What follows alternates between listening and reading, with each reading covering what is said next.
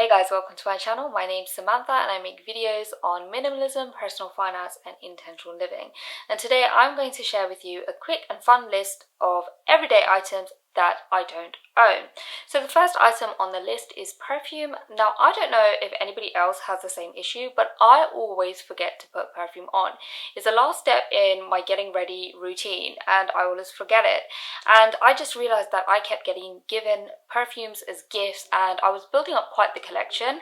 I didn't even really like them that much. So what I ended up doing is decluttering most of my perfumes. I kept a few that I liked and I just used them up. Now I've told people, don't give me perfumes, I simply don't use them. The second item on my list is a wristwatch. I think wristwatches look really pretty, but I'm not a massive jewelry person, and because we all have mobile phones, we always know what time it is, so I don't really need a wristwatch unless it's for aesthetic purposes. I do think that they look pretty, but as I said, I'm not a big jewelry person. The next thing I don't have is a purse. I've not had a purse for several years.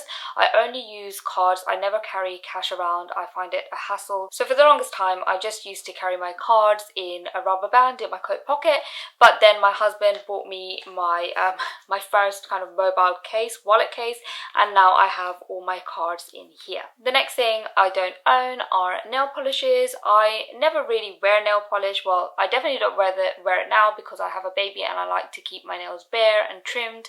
But even when I did used to put nail polish on, they would get chipped so quickly unless I got them done in the salon that I just didn't think it was worth it because chipped nails look so ugly. The next everyday items I don't own are indoor plants. I know that there's a real movement on YouTube and in social media to have indoor plants, and I think if you have the time and interest to tend to them, then that's perfect, and they can look really pretty. Sometimes I do think some people overdo it, but they're really not for me. I just don't have the time to look after them. But you know, never say never. Maybe in time I'll find a love for indoor plants.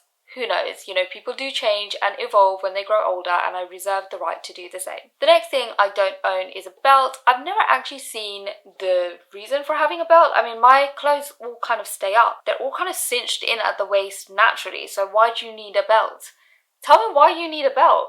So as you can tell, I don't have a belt. The next everyday things I don't own are skirts. I realized that I don't actually like long skirts. They give off an image of being carefree, of being whimsical, and I'm not those things. So that's why I don't wear long skirts, because I don't want people to think I'm carefree. So that's really the reason. I like them on other people, but not for me. I do like a mini skirt, however. I do think that they can look quite cool because they can look quite structured. So mini skirts for me, but not long skirts. I don't own a reusable water bottle anymore. I just fill up my glass every time I get thirsty. I hate being thirsty. I hate that sensation. So whenever I do feel thirsty, it always overpowers my laziness. I do end up going and refilling my glass. Another thing is I feel the cold like nobody else I know, and I do have to actually warm up my water. So a reusable water bottle is not really ideal for me. I need to microwave my water for at least 10 to 30 seconds before I can drink it. I know it's weird. My husband finds it super weird. The next thing I don't own is an umbrella. I have contemplated buying an umbrella several times because I just think, oh, would it be useful? But then I realized that it doesn't really rain that much in London, and even when it does, it's more like a drizzle, so like a hat is good enough, and I don't want an umbrella weighing me down and holding me back in life.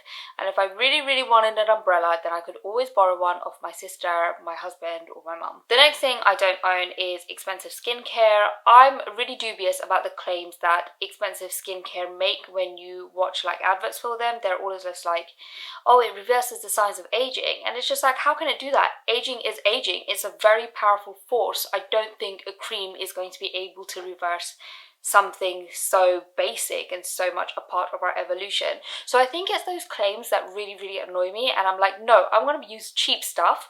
By cheap stuff, I use my Nivea Q10 daily moisturizing cream, and I love it. I don't have it near me, but I do have my body lotion near me. 1 second. So this is my body lotion that I use, but I'm also thinking of switching over to coconut oil, because that's what I use for my baby, because the doctor recommended it. And I was just like, well, if it's good enough for Jasmine, it's definitely good enough for me, and it's way cheaper.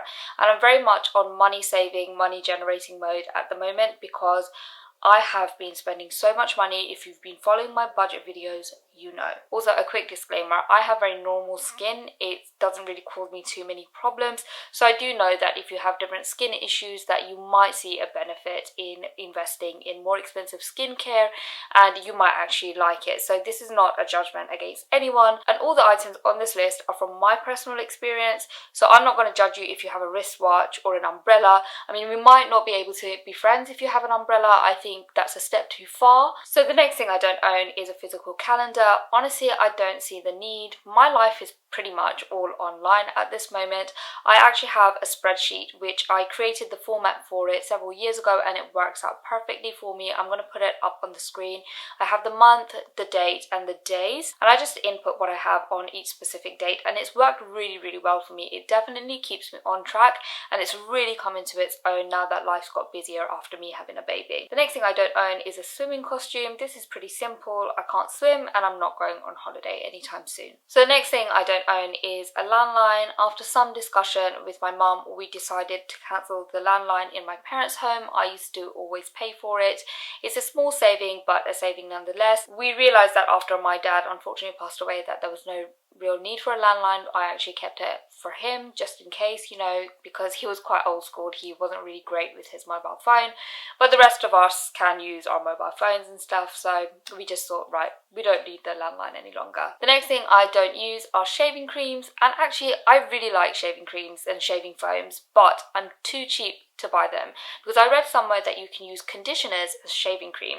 So when I use my shampoos and conditioners, I never use them up at the same rate. Does everybody else have that problem? It's really annoying to me. Like, why can't you use them up at the same time? And why do they come in equal sized bottles if you're not able to use them up at the same time? Anyway, that's an aside. I always have extra conditioner because of that reason, and I use them as shaving cream and shaving gels, and it's really not as good, but it does the job, and I'm not bothered enough to buy a separate shaving cream. Speaking of hair care, another thing that I don't have is dry shampoo. I decluttered all of my dry shampoos because if being in lockdown has taught me anything, is that it's best to just leave your hair alone.